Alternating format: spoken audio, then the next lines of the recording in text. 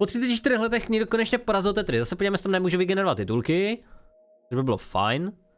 Automatický překlad, no tak je to asi lepší než nic, no. Zkusíme tam dát automatický překlad, uvidíme, jak to bude nepřesný. Jestli to někoho bude štát, než to tam pryč. A jsem Don't Starve dárek. Byl v pozadí Don't Starve dárek. A jo, sorry, jsem to hru zapl. No bedna, otevřem to. Unboxing jsme nedělali vlastně minule. To ještě otevřem, já mám tady 3 bedny. Jsem tu hru zapl, ale hele, boty. 3 skiny, let's go, pojďme, 4. Na první bednu dobrý.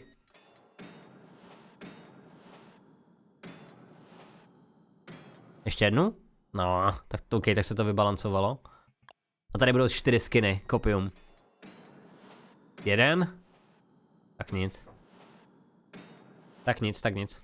To bylo všechno stejnak na to, ne? Na Unravel. Jo, většina. 11 itemů, takže jenom 1 jsem neměl.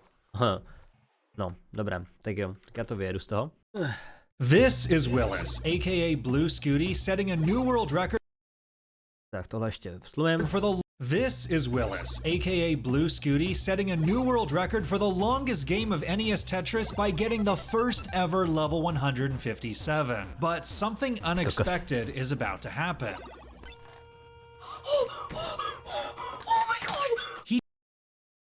On to dohrál, že? Tím, že dostal skore tolik, tak to dohrál. Just became the first person ever to trigger a game crash, reaching the true kill screen, which is by far the biggest achievement in the 34-year-old history of the Pro Classic Tetris scene. Já myslím, že tam je nějaký skrytý winning screen a on je to jenom crash. Aha. Hele, tak teď jsem trošku zklamaný, dobře?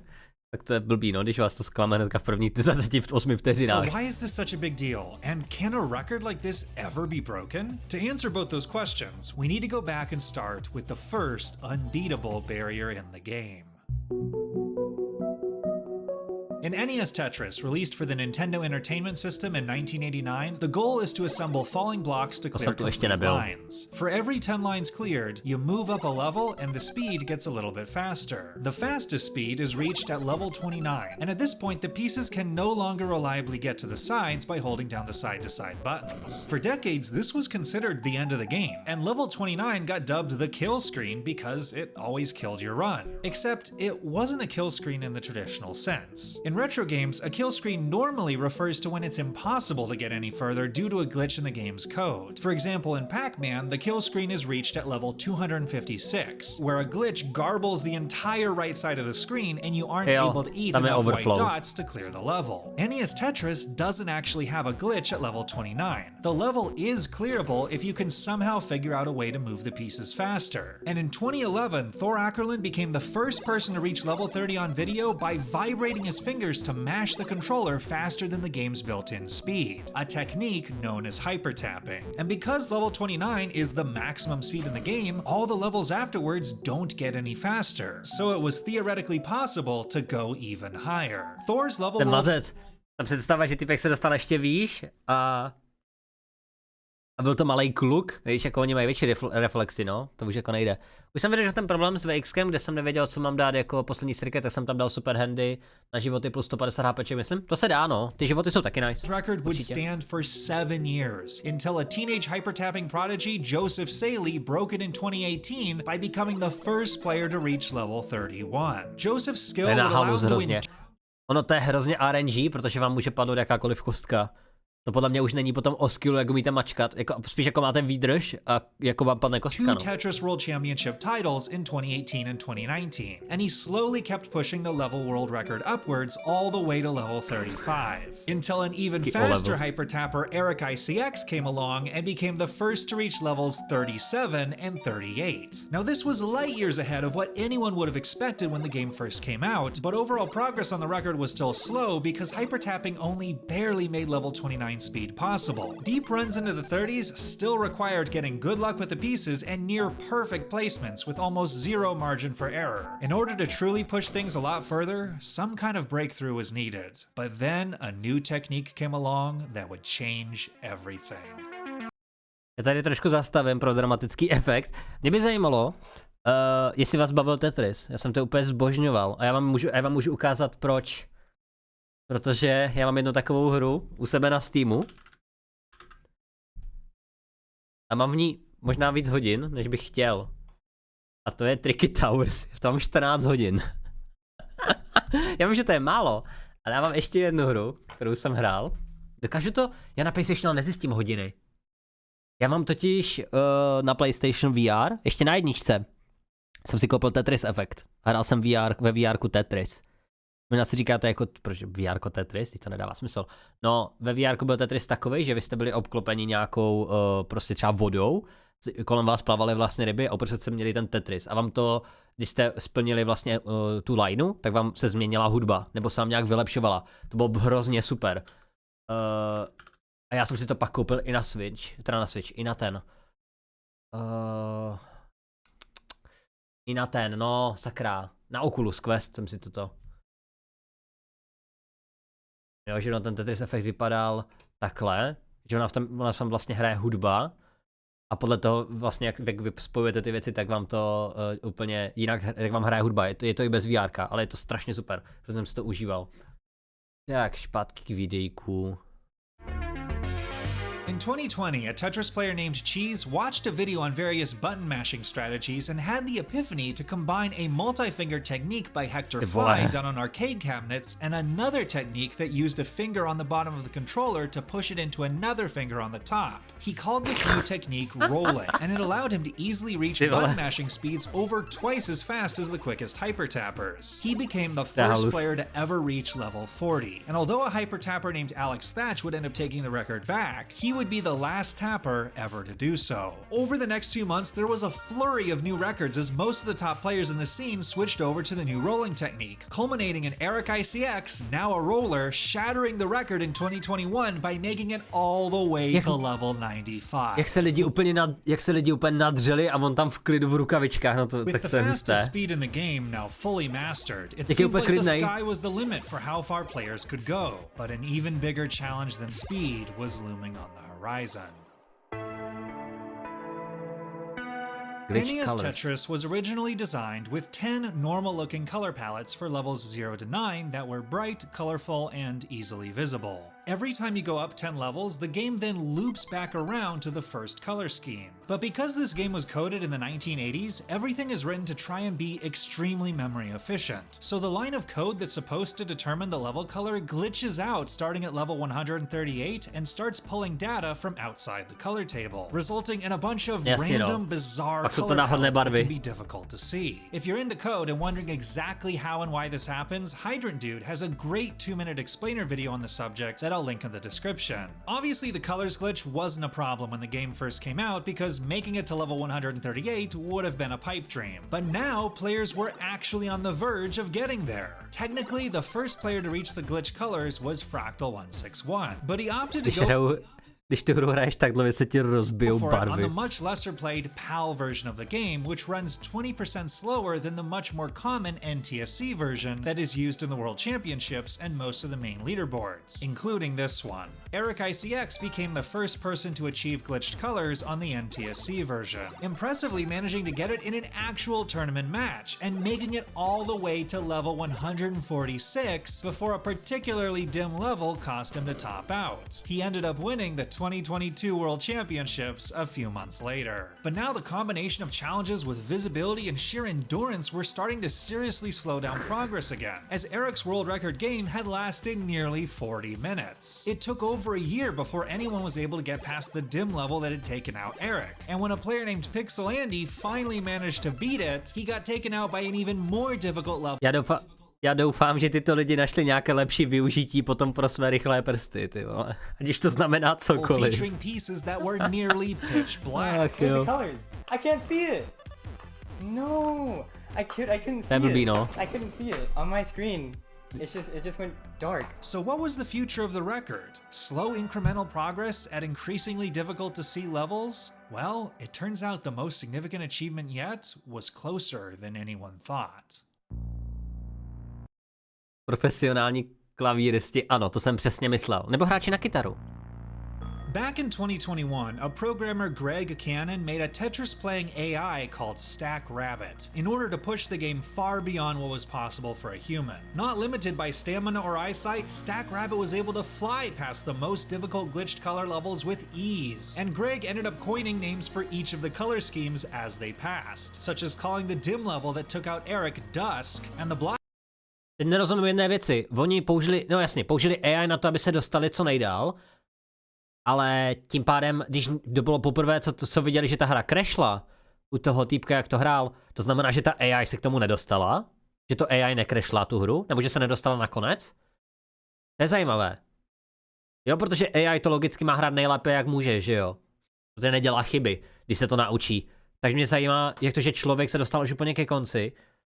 Black level that took out Andy, Charcoal. Stack Rabbit would continue to play through even more bizarre glitches that happened later on, such as level 235, which lasts for 800 lines instead of the typical 10. But eventually, the game just can't function anymore. And there's the long bar, and it's gonna crash the game with that Tetris into level 237. Its final score is 100 million. So what's going on here? In the simplest possible terms, the game is running on code, which is instructions on what to do next, and RAM, which is its workspace where it calculates things and keeps track of what it's doing. The game's code starts to become really inefficient on very high levels because no one was expected to get this far, and eventually a glitch happens where the game switches from reading instructions from the code to reading the RAM as if it were code. If the resulting garble generates a stop command, it completely breaks the game, leading to it being called the true kill screen. If you want the full technical breakdown, again, Hydrant Dude has a great video on the topic that I'll link in the description. But here's the thing.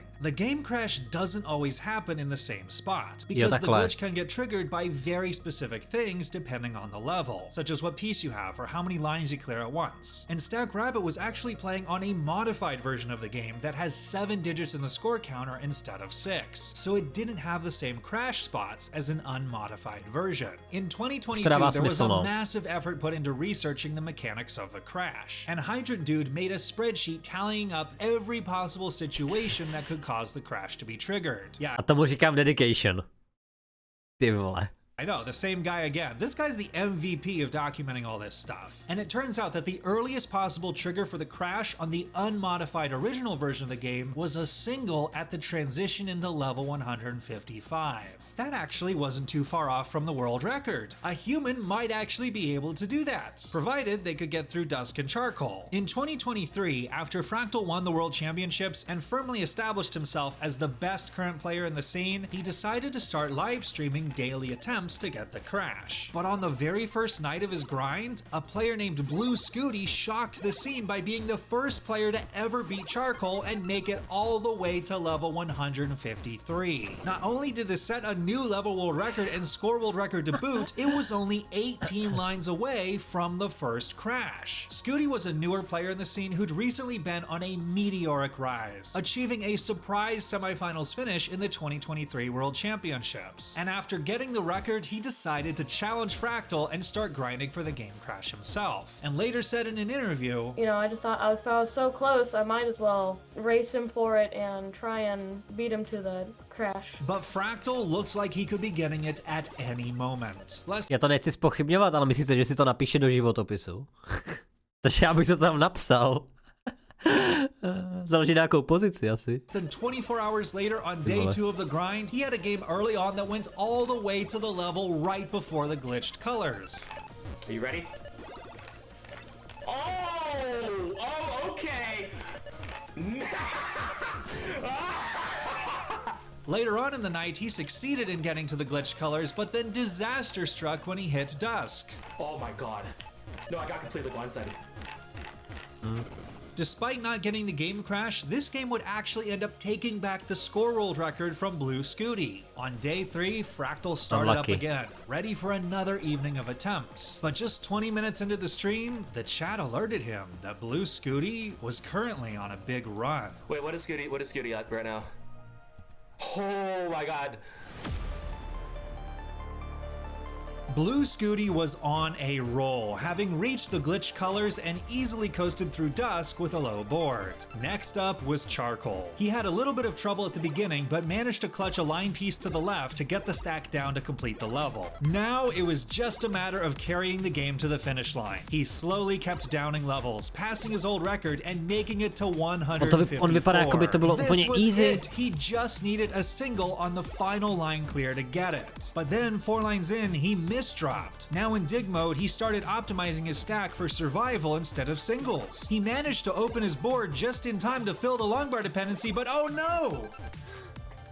I missed it. He'd accidentally passed the crash trigger by clearing a triple instead of a single. Scooty marched onward, unsure of when he'd get another chance. Oh my god, just please crash. The next available target was on level 157, where every 1 line clear would have a 73% chance of triggering the crash. But as Scooty entered the level, he suddenly started to misdrop again. Nothing was clearing any lines, his chances were slipping away. But in a last-ditch effort with a J piece to the left, it happened. Oh my god! Big cookies. Immediately, reactions poured in from the rest of the community. He did it! He did it! Wait! He got it! Oh my god! Let's go! The truly crazy thing about this achievement is that NES Tetris had always been considered an unbeatable game. No matter how good you played, eventually your board would reach the top of the screen and the game would be over. This was the first time ever where instead of the game beating the player had beaten the game. And this really feels like a turning point for the scene as a whole. At the time Cheese invented the new rolling playstyle, he expressed concern that it was too OP and would eventually destroy the scene. But instead, it's caused the scene to have a complete renaissance. Concerns about tournament games going too long due to endless lineouts have instead been replaced by ROM patches adding a new faster speed at level 39 that resulted in exciting battles for bigger line clears that are worth more points. The level and score world records, once thought to be getting stale as they turned into a mere endurance challenge, had suddenly given us the most exciting record chase the community had ever seen, with the world records changing hands multiple times in a single week.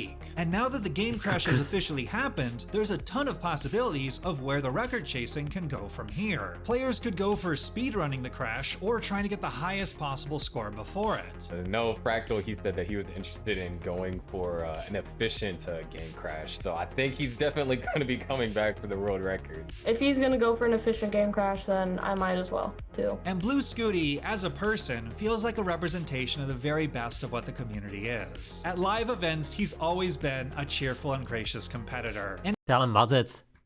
Jako, já jsem myslel, že to je prostě jenom jako nějaký to, ale tohle je actually impressive. Protože on musí vlastně dostat se do určité úrovně. Ještě v tu dobu, když to má na tom ovladači, tak musí dělat ještě úplně, ovládat to úplně hloupě. Do toho ještě nesmí udělat ani jednu chybu, nebo je konec, i když mu to vyšlo se 2 chybama. A ještě musíš vědět, kdy udělat kdy udělat clear, abys to crashnul. To je hodně impresiv, to může otevřít další speedruny, kdo se dostane dál s tím crashem. To je ale husté. To je vtipný, ale to je hodně vtipný. Čau Kejco, čau Pepo, čau Matoši. Jo, dokoukáme videjko a jdeme na vese. Mě tohle totiž zaujalo z důvodu, že já jsem o tom dneska četl, že někdo dohrál Tetris a říkám co? Tak jsem říkal, že se na to dneska podívám. As he said that he practices around 3 to 5 hours a day. Do you have anything to say to the young players out there that may get inspired to play because of this historic game? If you set your mind to something and you put work into it, most likely you will get it.